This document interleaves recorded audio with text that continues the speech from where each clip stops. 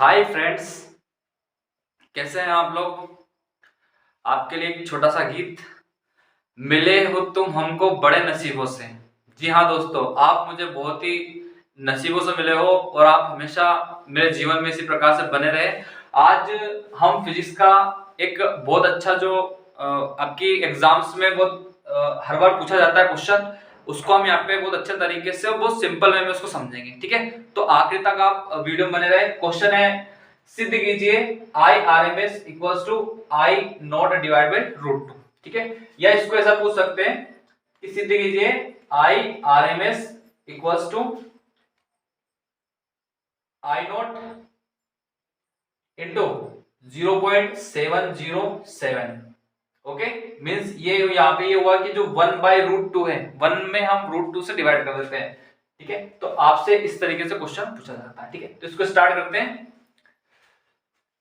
देखिए, जब हमसे पूछा जाएगा कि आपको I R M S equal to I naught divide by √2 को प्रूव करना है, तो आई आर एम एस क्या है, मैं थोड़ा सा यहाँ पे इसका डिटेल लिख देता हूं। आई जो है वो प्रत्यावर्ती धारा है, तो इसको हम बोलेंगे, ये हो गया आपकी आई इक्वल्स टू, तो हो गया आपका धारा। आर जो है वो हो जाएगा रूट, रूट यानी कि मूल। एम हो जाएगा आपका मीन, मीन अर्थात इसको हम बोल देंगे इसका माध्य या औसत। ठीक है, और थर्ड हो जाएगा आपका एस, एस हो जाएगा आपका स्क्वायर। ठीक है, स्क्वायर या इसको हम बोलते हैं वर्ग।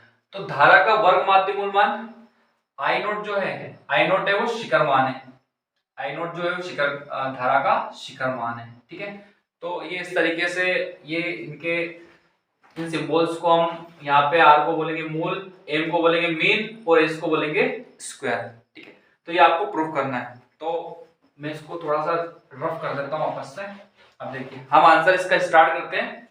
देखिए, प्रत्यावर्ती धारा, प्रत्यावर्ती धारा को समीकरण I equals to I naught sine omega T से दर्शाया जाता है। ठीक है, इससे हम इसको दर्शाते हैं। ओके, अब देखिए आई आर एम एस, अगर मैं इसको लिखना चाहूं तो मैं ऐसे लिखूंगा आई आर एम एस।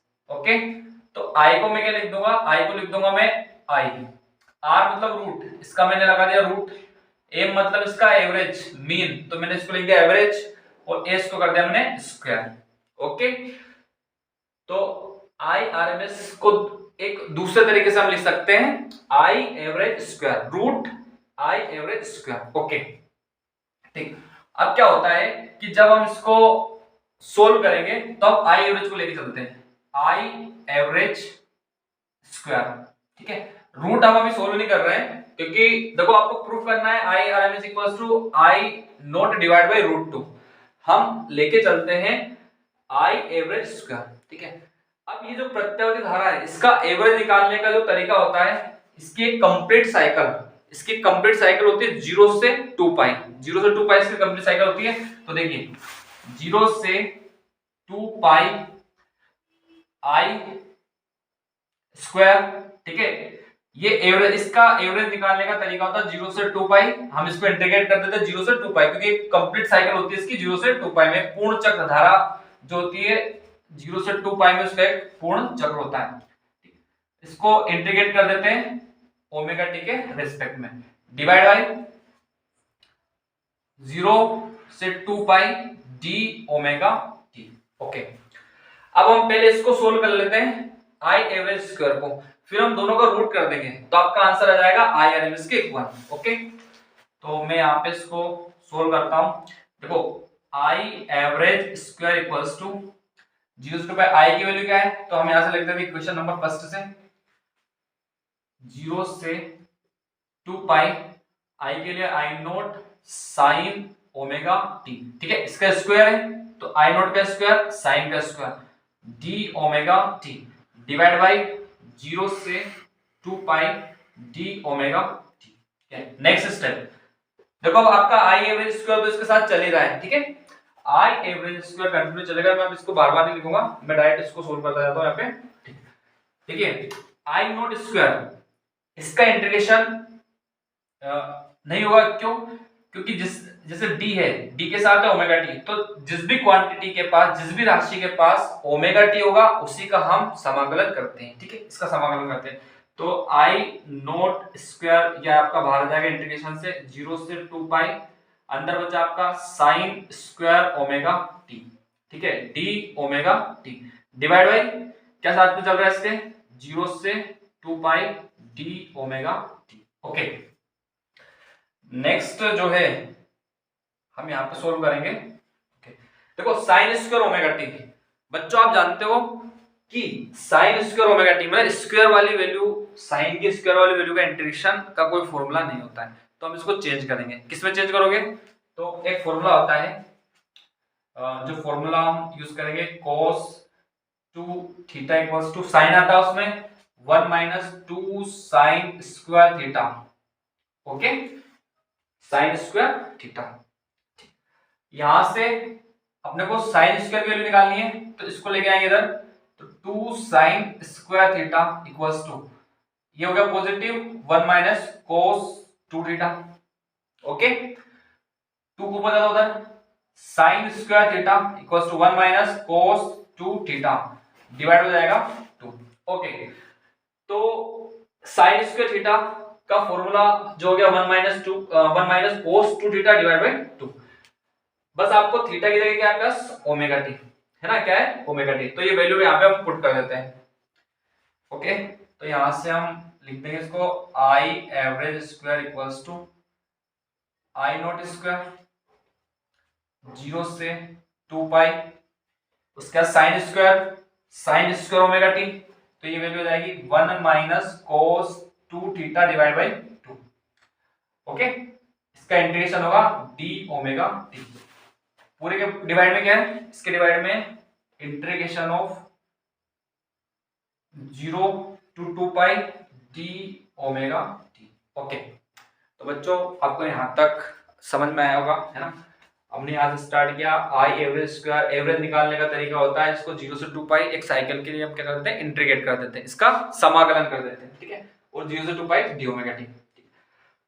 आई की वैल्यू पुट की, आई की वैल्यू पुट करने के बाद आई नोट को हमने बाहर निकाल दिया, साइन स्क्वायर ओमेगा टी बचा, इसका इंटीग्रेशन होता नहीं है, इंटीग्रेशन नहीं होता तो इस केस में करेंगे, इसको चेंज करेंगे, चेंज किया तो 1 माइनस cos 2 थीटा बाय 2, ठीक है। अब देखो अपन थोड़ा सा यहाँ पे थीटा की जगह हमको क्या कर लेना है, ओमेगा टी, क्या है आपका ओमेगा टी, है ना, क्या है ओमेगा टी, तो 2 ओमेगा टी। ओके, चलो अब करते हैं इसका इंटीग्रेशन।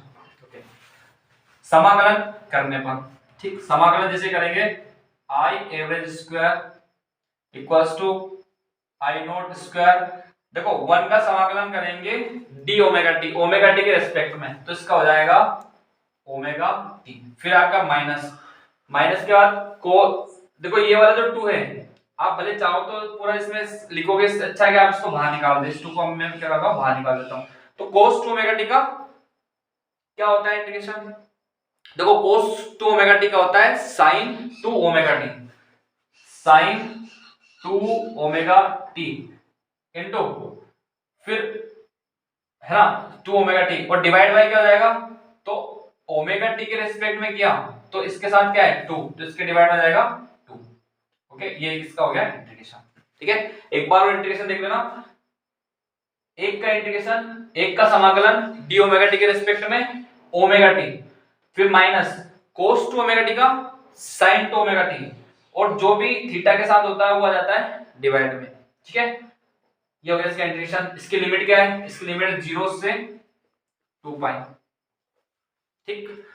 अब नीचे वाला इंटीग्रेशन करेंगे, तो यहाँ पे क्या है, यहाँ पे 1 है, 1 का आपको समाकलन करना है, एक का समाकलन करो, एक का समाकलन वही जैसे यहाँ पे करा तो ओमेगा टी हो जाएगा, क्या हो जाएगा ओमेगा टी, इसकी लिमिट आ जाएगी 0 से 2 पाई।